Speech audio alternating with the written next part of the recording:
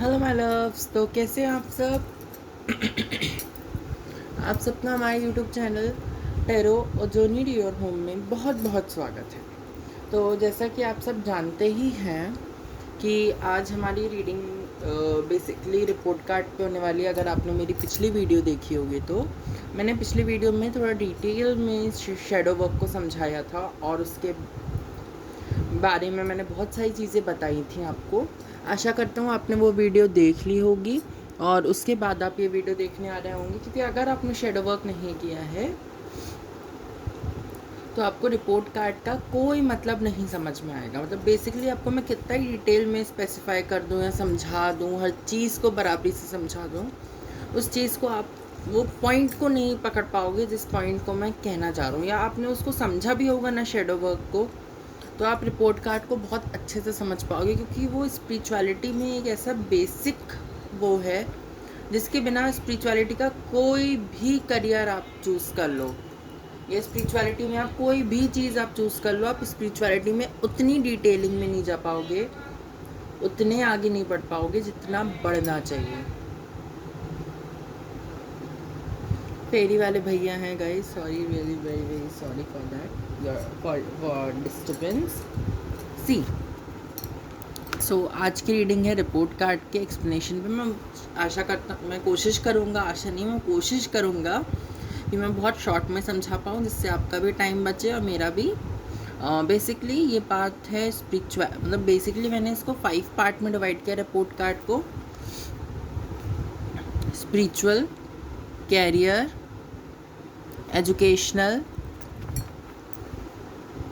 Mental as well as physical. तो basically हमारी growth में ये 5 चीज़ें हमारी हेल्प करती हैं। कौन कौन सी? ये फिंगर टिप्स पे आप याद रख सकते हैं। Spiritual, career, educational, mental and physical. Basically ये जो 5 चीज़ें हैं ये हमारी डेली लाइफ को बहुत ज़्यादा अफेक्ट करती हैं। देखिए कैसे। अब मैंने स्पिरिचुअल पहले क्यों लिखा है और फिज़िकल सबसे लास्ट में क्यों लिखा, फिज़िकल सबसे लास्ट में क्यों लिखा है और स्पिरिचुअल सबसे पहले क्यों लिखा है। सी स्पिरिचुअल में क्या होता है, अगर आप स्पिरिचुअल हैं और अगर आप थोड़ा सा भी स्पिरिचुअलिटी में काम कर रहे हैं तो क्या काम कर रहे हैं। बेसिकली रिपोर्ट कार्ड में आपको यही पूछा जाता है, what you have done for the spiritual growth.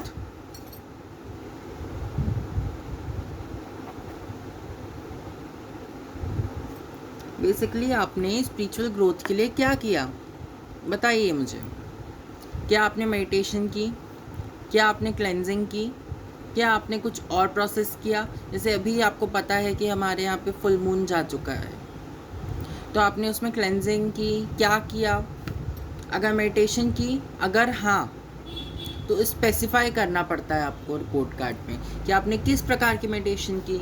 Violet flame meditation होती है, ओम तारा मेडिटेशन होती है, विजुअलाइजेशन होती है, साइलेंट मेडिटेशन होती है, क्लेंजिंग में भी बहुत सारे प्रकार होते हैं, sound bath, crystal healing, reiki healing, blah blah blah blah, बहुत सारे मेथड होते हैं।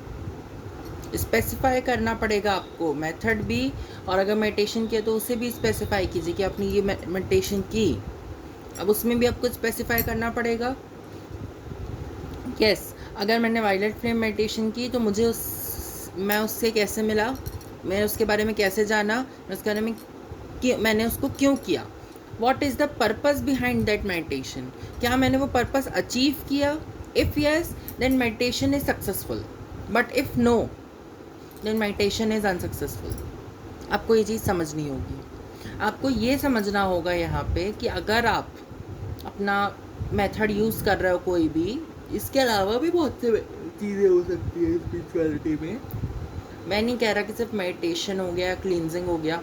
आप डिविनेशन टूल्स का सहारा ले सकते हैं। टैरो हो गया, ऑरिकल टेक्स हो गए, देन रून्स हो गए, या नेचर रीडिंग भी होती है, बहुत लोग करते हैं उसे। नेचर्स की एनर्जी को रीड करना, एनर्जीज़ को रीड करना। अगर आप एनर्जी रीड करना भी सीख रहे हैं या आपके अंदर हमेशा से टैलेंट है एनर्जी रीड करने का, तो आप बिल्कुल इस चीज़ को कर सकते हैं। यहाँ पे स्पेसिफाई जो आप अपना रिपोर्ट कार्ड खुद से बनाएंगे, बेसिकली मैं उसके लिए ये आपको गाइडेंस दे रहा हूँ। फिर मैं रीडिंग तो इस पर करूँगा, ये आप चिंता मत कीजिए, लेकिन वो दूसरे बेसिस पे रहेगी। ये मैं आपको किस लिए बता रहा हूँ, जिससे कि आप खुद का रिपोर्ट कार्ड आप समय समय पे बना के तैयार कर सकते हैं। आप वीकली बेसिस पे भी कर सकते हैं, आप मंथली बेसिस भी कर सकते हैं। मेरा ये रहेगा कि अगर आप वीकली बेसिस पे करते हैं तो महीने में 4 बार आप अपने रिपोर्ट कार्ड बना के तैयार कर लेंगे। उससे आपको अपनी ग्रोथ पता चल जाएगी कि अच्छा मैं यहाँ पे ग्रो कर रहा हूँ और ये अच्छा मैं यहाँ पे ग्रो नहीं कर रहा हूँ। समझ में आया आपको? सिंपल सा फंडा है, इसे आपको समझने का थोड़ा सा दिमाग लगाना पड़ता है। अब आ गया आपका कैरियर, जो कि मोस्ट इफेक्टिव कैरियर जो कि इस समय सबसे ज़्यादा अफेक्ट करता है आपकी लाइफ को। Start from the time setting. सबसे पहले आपको कैरियर को स्टार्ट करना चाहिए टाइम सेटिंग के लिए, कि अगर आपने यहाँ पे 1 वीक का टाइम लिया, फॉर एग्जांपल मंथ के फर्स्ट, कोई भी मंथ के फर्स्ट 1 तारीख से 7 तारीख के बीच का आपने टाइम लिया है, समझ में आया? अब आपने डिसाइड किया कि आप कैरियर के लिए अपना बेसिक स्टडीज़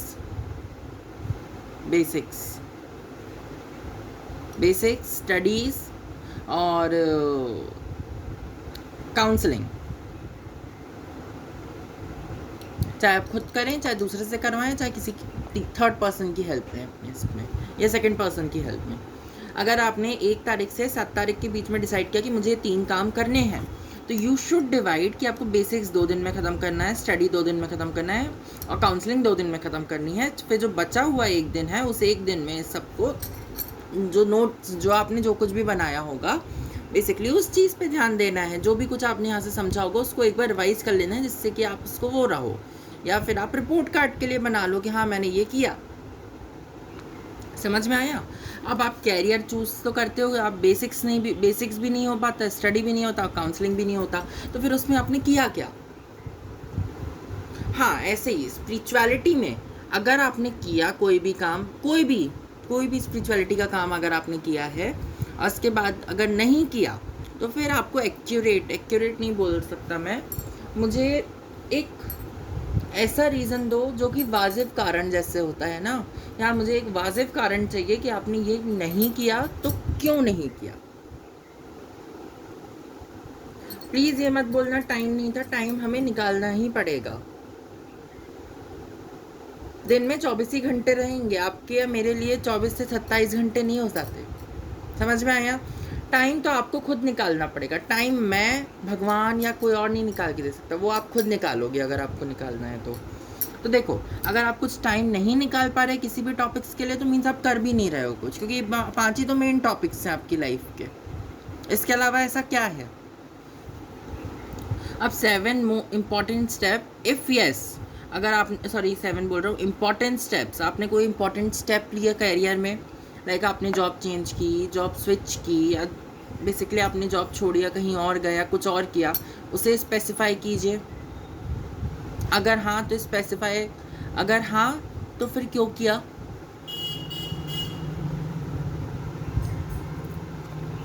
क्या जहाँ पहले आप काम कर रहे थे वहाँ आपकी सक्सेस नहीं थी? क्योंकि इससे आपको खुद के आंसर मिलेंगे। ये मत सोचना कि मैं आपसे आंसर मांग रहा हूँ या मुझे चाहिए है। अगर आपके दिमाग में कोई क्वेश्चन उठता है, उस क्वेश्चन को इसमें ऐड कीजिए। अब आप वो देखते जाइए कि आपको कौन से उस क्वेश्चन उठा, उसे अब आप इन 5 में से किसी एक में फिट करने की कोशिश कीजिए। क्या वो स्पिरिचुअलिटी का क्वेश्चन था, क्या वो कैरियर का था, क्या वो एजुकेशनल का था, क्या वो मेंटल था, क्या वो फिजिकल था, इन सब में क्या था, बताओ। समझ में आया मेरी जान?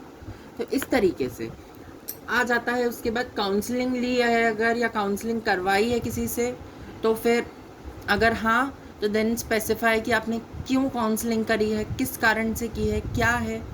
और अगर नहीं तो देन मुझे एक्यूरेट या लॉजिकल रीज़न देना, या अपने आप को लॉजिकल रीज़न देना कि यार इस हफ्ते मेरे पास इसके अलावा ऐसा एक्स्ट्रा काम था जो इससे ज़्यादा इम्पोर्टेंट था, तो उसे स्पेसिफाई करो यहाँ पे। जैसे मैंने कहा, तो जब आप आज से 2 महीने बाद, 3 महीने बाद भी देखोगे ना कि यार मेरी ग्रोथ तो उतनी नहीं हुई, लेकिन क्यों नहीं हुई, तो आपको लगेगा कि यार ये रीज़न तो वाजिब ही नहीं था। ये रीज़न जिसको मैंने यहाँ पे लिख डाला रिपोर्ट कार्ड में मेरे, वो रीज़न तो कोई मतलब का ही नहीं था, उससे तो कोई था ही नहीं। अगर आप बीमार हो या आपकी तबीयत ख़राब है, तो इट्स ओके कि हाँ रिपोर्ट कार्ड में आप लिख के खुद के लिए रख सकते हो, I was not well so I have not done anything yet. लेकिन उसमें ये तो मेंशन करना कि क्यों बीमार थे, क्या बीमारी थी, कैसा क्या था। अगर नॉर्मल कोल्ड कफ था तो वहाँ लिख देना कोल्ड कफ है, फीवर था तो फीवर, या कोई और बीमारी तो वो बीमारी लिख दीजिए। बेसिकली अगर आप ये सब नहीं कर रहे हो तो उसको स्पेसिफाई करो, जिससे आगे 2 महीने बाद आपको ये चीज़ समझ में आए कि आपने ये नहीं किया और आपने कितना टाइम वेस्ट किया। हाँ, इसमें अब आप एक वो लगा सकते हो कि टाइम, सब में टाइम कितना दिया। इससे आपका टाइम मैनेजमेंट बहुत अच्छा हो जाएगा। टाइम कितना दिया आपने यहाँ पे, तीनों पांचों में, यहाँ पे भी टाइम कितना दिया। एजुकेशनल आ जाता है। अब एजुकेशनल में नॉलेज गोइंग सोर्स, अगर आप नॉलेज गेनिंग लिखना था, गोइंग लिखा है, बेसिकली नॉलेज गेनिंग कर रहे हो, नॉलेज को अगर आप पा रहे हो या मतलब बेसिकली लर्न कर रहे हो कोई भी चीज़ को, तो उसका सोर्स बताओ, कैसे, किस सोर्स से। क्या आपने किसी को देख के सीखा, क्या आपने किसी से पर्टिकुलर सीखा, क्या आपने कोई इंस्टीट्यूट ज्वाइन किया, क्या आपने कोई कोचिंग ज्वाइन की, क्या आप कोई स्कूल जा रहे हो, क्या कर रहे हो ऐसा। और हाँ, नॉलेज गेन किया तो ये पता होना चाहिए कि वो नॉलेज किस सब्जेक्ट के बेसिस पे है। समझ में आया। फॉर एग्जाम्पल, अब जैसे स्पिरिचुअल पाथ के लिए मैंने यहाँ पे मेडिटेशन थोड़ी बहुत की और क्लेंजिंग की। मेडिटेशन और क्लेंजिंग में मैंने अप्रॉक्स डेली में 15 मिनट्स को सेट किया है कि मैं ये चीज़ करूँगा। तो अब मैं 15 मिनट्स में से या तो 7 और 8 मिनट्स कर लूँगा, या कैसे भी करके डिवाइड करके 5 मिनट एटलीस्ट मैं कोशिश करता हूँ कि 5 to 10 मिनट्स में मेडिटेट करूँ, और क्लेंजिंग में मैं 5 to 10 मिनट्स दूँ। फॉर एग्जांपल अगर ज़्यादा से ज़्यादा 20 मिनट्स भी दिया डेली बेसिस पे मैंने, तो आप 2 14, तो मैंने यहाँ पे 140 मिनट्स दिए किसको, वीक में 140 मिनट्स दिए मैंने स्पिरिचुअलिटी में। समझ में आया। अब कैरियर ग्रोथ में मैंने कितना टाइम दिया वो मैं यहाँ पे स्पेसिफाई करूँगा। अब मैंने यहाँ पे इम्पोर्टेंट स्टेप्स क्या स्टेप किए कि यार मुझे कुछ चीज़ को ब्लॉक करना था, मैंने उसको ब्लॉक किया। मैंने कुछ नई चीज़ों को अपनी लाइफ में एंट्री दी। इसके अलावा मैंने काउंसलिंग तो नहीं ली, लेकिन मैंने यहाँ पे खुद की काउंसलिंग की, खुद के माइंडसेट को चेंज किया। खुद के दिमाग में जो नेगेटिव फीलिंग आई थी, नहीं मुझसे नहीं हो पाएगा यार, ये कैसे होगा, क्या होगा, कौन करेगा, कितनी मुसीबत है, क्या है, कैसा है, मैंने उसको चेंज किया। तो वो मेरी काउंसलिंग का पार्ट हो गया। इंपॉर्टेंट स्टेप क्या टेक किए मैंने, अपनी मेंटलिटी चेंज की। इसके अलावा काउंसलिंग तो की ही की, लेकिन यहाँ पे मैंने इंपॉर्टेंट स्टेप क्या किया कि कुछ चीज़ों को मैंने अपनी लाइफ से एग्जिट दी, ब्लॉक किया, उन्हें ख़त्म किया, और अपनी लाइफ में कुछ नई चीज़ों को कैरियर में ऐड किया। तो ये मेरा कैरियर हो गया। अब आ जाता है एजुकेशनल। एजुकेशनल में मैंने क्या क्या नॉलेज गेन किया। फॉर एग्जांपल मैंने कलर सोर्स के बारे में, कलर सोर्स बोलूँ, कलर के नॉलेज ग्राफ के बारे में थोड़ा सा स्टडी आउट किया। थोड़ा सा स्टडी आउट मैंने टेरो स्प्रेड के बारे में किया, रिपोर्ट कार्ड के ऊपर समरी बनाई, उसको मैं आपको एक्सप्लेन करूँ तो ये सब मैं नॉलेज गेनिंग में लिखूँगा कि मैंने नॉलेज गेनिंग में बेसिकली यहाँ से ये किया। अब मैंने कुछ चीज़ों को गूगल से स्पेसिफाई किया, कुछ चीज़ों के लिए मैंने बुक्स रेफ़र की, और कुछ चीज़ों के लिए अपने आप को रेफ़र किया, अपनी नॉलेज लगाई जो मैंने आज तक लाई है। तो ये नॉलेज गेनिंग वाला पार्ट हो गया। अब सब्जेक्टिव सोर्स को मैंने स्पेसिफाई कर दिया यहाँ पे कि मैंने ये बुक की उसकी, ये मैंने यहाँ पे गूगल से निकाला। और ये याद रखना, जब भी मैं स्पेसिफाई करता हूँ तो मैं गूगल की वो पर्टिकुलर वेबसाइट मेंशन करता हूँ अपने रिपोर्ट कार्ड में कि हाँ मैंने इस वेबसाइट से किया, क्योंकि आगे चल के अगर मुझे उसको रीचेक करना हो, उसे बेसिकली फिर से मतलब बेसिकली अपने आप को रीचेक करना हो, तो मैं पर्टिकुलर उस वेबसाइट पे जाके उस जगह पे चेकआउट कर लूँ कि क्या मेरा नॉलेज ग्राफ अभी भी सही है, बेसिकली क्या मेरा नॉलेज ग्राफ अभी भी सही है। अगर हाँ तो ठीक, नहीं तो नहीं। अब मुझे याद आता है सब्जेक्टिव, मतलब बेसिकली सब्जेक्टिव नहीं, सब्जेक्ट्स। कौन से सब्जेक्ट पे किया मैंने, स्पिरिचुअलिटी के लिए यही किया। मैंने कैरियर के लिए अपने कुछ एक जो मेरा पार्ट जो बहुत लो चल रहा था, मैंने उसको अपने कैरियर के में हायर पॉइंट पे लाया। उसमें मैं बेसिकली अपने आप पे वर्क करने लगा। एजुकेशन पे मैंने यहाँ पे वर्क किया कि जिस जगह पे मैं वीक था, जिस भी पार्ट में स्टडी के, उसको मैंने स्ट्रॉन्ग करना चालू कर दिया। इस तरीके से इसमें मैंने टाइम कितना दिया, यहाँ पे मैंने टाइम कितना दिया, यहाँ पे आपको स्पेसिफाई करना होगा। समझ में आया। मैंने आपको एक एग्जांपल दे दिया कि मैं अप्रॉक्स 15 मिनट्स देता हूँ डेली या 20 मिनट्स। अब आ जाता है आपका मेंटल। अब आपने मेंटली ग्रोथ के लिए क्या किया?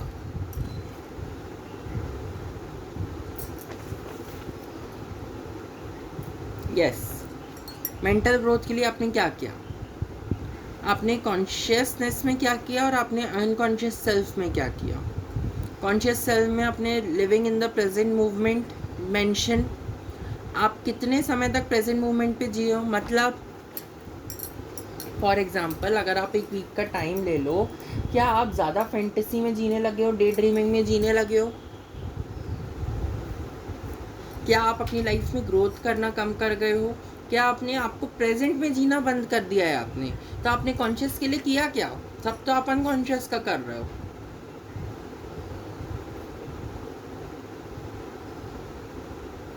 अब जब यहाँ पे आप स्पेसिफिक नहीं हो कि आपने ये मतलब आप बेसिकली अपनी कॉन्शियसनेस में नहीं हो, तो आप अनकॉन्शियसनेस में हो। अनकॉन्शियसनेस बेहोशी का समय ही नहीं होता, वो होश में भी बेहोश वाला सीन होता है ना,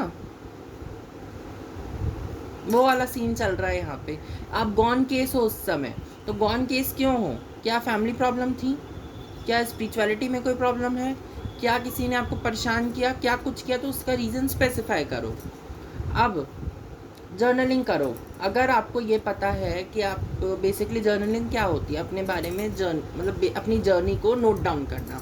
बेसिकली आपकी जो अंदर की चीज़ें हैं, आपके अंदर में जो भी कुछ चीज़ें दिमाग में चल रही है, अंतर मन में जो भी कुछ है उसको लिखो, उसे बाहर लाओ। इसे कहते हैं जर्नलिंग। स्पेसिफाई कीजिए टॉपिक जर्नलिंग में। अब टॉपिक्स तो स्पेसिफाई नहीं किए जाते जर्नलिंग में, बट आप स्पेसिफाई कर सकते हैं कि आपने किस बेसिस पे जर्नलिंग की। क्या आपने स्पिरिचुअलिटी के लिए जर्नलिंग की? क्या आपने कैरियर के लिए की? क्या एजुकेशन के लिए की? क्या मेंटल के लिए की? क्या फिजिकल के लिए की? किस लिए आपने जर्नलिंग की? उसका मोटो आपको पता होना चाहिए कि जर्नलिंग का मोटो क्या है। जर्नलिंग का मोटो है कि आपके खुद के दिमाग के क्वेश्चंस को शांत करना, अपने खुद के दिमाग की जो प्यास है ना, तड़प, उससे शांत करना। हाँ, स्पिरिचुअलिटी में अगर आपने कोई नई मेथड अपनाया है फास्टिंग का या कुछ भी, उसे स्पेसिफाई कीजिए। कोई नई माइथोलॉजी के साथ अगर आप वर्क कर रहे हैं, चाहे ज्यूइश हो, चाहे कैथोलिक हो, या कोई भी माइथोलॉजी हो, चाहे हिंदू माइथोलॉजी हो, चाहे कोई भी माइथोलॉजी हो, उसे भी स्पेसिफाई करो। कोशिश करो अपनी माइथोलॉजी के अलावा भी दूसरी माइथोलॉजी के बारे में स्टडी करो। इससे सिर्फ नॉलेज ही नहीं बढ़ता, इससे आपको ये भी पता चलता है कि रियलिटी क्या है। आपको रियलिटी चेक मिलते रहते हैं। धर्मों का बात नहीं कर रहा हूँ मैं, सिर्फ बता रहा हूँ कि आपको आपकी मेंटलिटी का रियलिटी चेक मिलते रहता है कि अगर आपकी मेंटलिटी बहुत स्टक हो चुकी है, एक पर जगह पे अटक चुकी है, तो आप उस चीज़ को, अपनी मेंटलिटी को ओपन कर सकते हो। समझ में आया मेरी जान ये चीज़? अगर आप जर्नलिंग करते हो तो आपको कुछ ड्रीम्स भी दिखते होंगे दिमाग में, मतलब जर्नलिंग करते हो तो ड्रीम्स को भी नोट डाउन करो, उसकी भी चैनलिंग करो, उसे भी नोट करो, उसे भी लिखो, उसे भी समझो। अगर आपकी अनकॉन्शियसनेस में आप बहुत ज़्यादा शेडो में चले गए हो तो स्पेसिफाई करो। अगर आप यहाँ पे बहुत ज़्यादा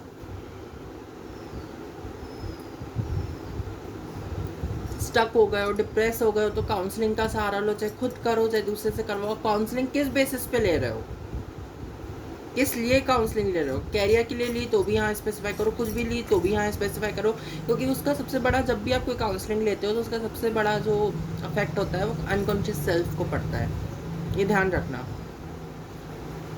और अगर नहीं कर पाए तो क्यों नहीं कर पाए? हाँ, एजुकेशन के मामले में भी यहाँ पे सेम हो जाता है।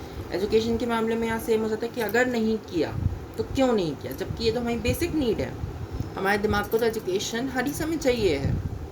इसमें आप बहुत छोटी छोटी चीज़ लिख सकते हो कि मैं ऐसे किसी से बात कर रहा था और मेरे दिमाग में ये चैनलिंग हुई, मैं ऐसे किसी की चीज़ों को पढ़ रहा था और मेरे दिमाग में ये चीज़ क्लिक हुई। तो ये भी आपका नॉलेज है जो आपने गेन किया उस चीज़ से, उसे भी स्पेसिफाई करो।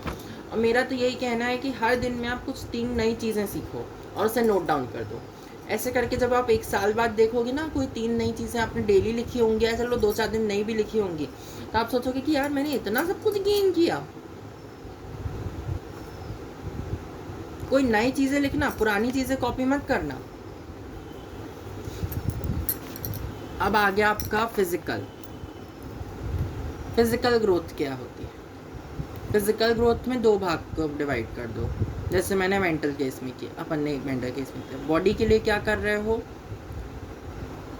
और अगर आप बॉडी के लिए कुछ कर रहे हो तो उसको डाइट वाला, अगर आप कोई डाइट प्लान कर रहे हो तो उसको स्पेसिफाई करना है यहाँ पे, नहीं तो कोई दिक्कत नहीं है, नहीं तो आप एक ही पार्ट पे रख सकते हो। बेसिकली फिजिकल आपकी बॉडी ही हो गई, बॉडी के लिए आप क्या कर रहे हो। अगर हाँ बॉडी के लिए आप कुछ कर रहे हो तो क्या आपने कोई एक्सरसाइज फॉलो की तो उसको स्पेसिफाई करना। अगर आप कोई योगा वो कर रहे हो तो आप उसे स्पेसिफाई करो कि भाई आप पद्मासन कर रहे हो या शीर्ष आसन कर रहे हो, या आपने एक्सरसाइज की तो आप प्लैंक कर रहे हो, आप यहाँ पे स्क्वाट कर रहे हो, यहाँ पे आप क्या कर रहे हो उसको स्पेसिफाई करो। पुशअप्स कर रहे हो, सिटअप्स कर रहे हो, क्या कर रहे हो, एक्सरसाइज को स्पेसिफाई करो। स्पेसिफाई करने के बाद साथ में उसका रीज़न लिख देना कि मैंने अगर प्लैंक किया तो अपनी बॉडी को फिटनेस लाने के लिए किया, मतलब अपनी बॉडी के कोर के ऊपर हेल्प करने को किया। प्लैंक करने से आपकी पूरी मसल्स में भी वर्क होता है, तो आपने प्लैंक किया तो कितनी देर किया, क्या किया, कैसे किया, एक्सरसाइज में कितना टाइम दिया, योगा में कितना टाइम दिया। ये तो फिजिकल तो बेसिक नीड है यार मेरी जान, फिजिकल में तो आपको करना ही पड़ेगा, भला ही 5 मिनट 2 दिन में, लेकिन 2 तो फिजिकल को कुछ।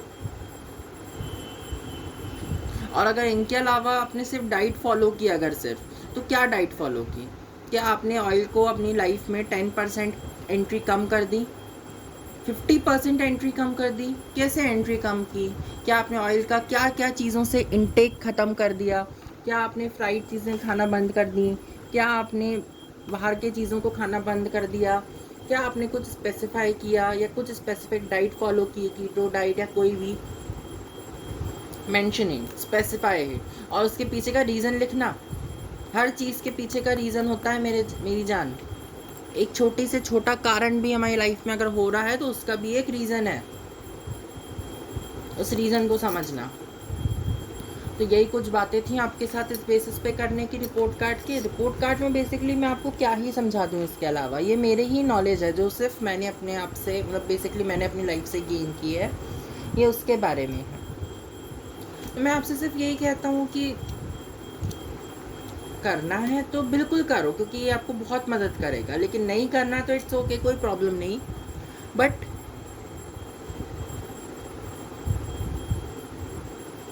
करना चाहिए। इससे आपको पता चलेगा खुद को कि आपने कितनी ग्रोथ की, किसी और को कोई मतलब नहीं है आपसे। समझ में आया? सिंपल सी चीज़ें थी जिसे मैंने बहुत इजी वे में एक्सप्रेस किया, इजी वे में समझाया।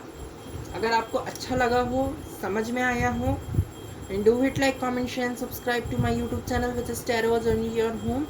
आजकल अधिकतर मैं 90% मैं मंडे को या ट्यूसडे को बेसिकली वीडियो अपलोड करता हूँ, और एक दिन में मैं या तो बेसिकली कोई टॉपिक को स्पेसिफाई करता हूँ, और दूसरे दिन में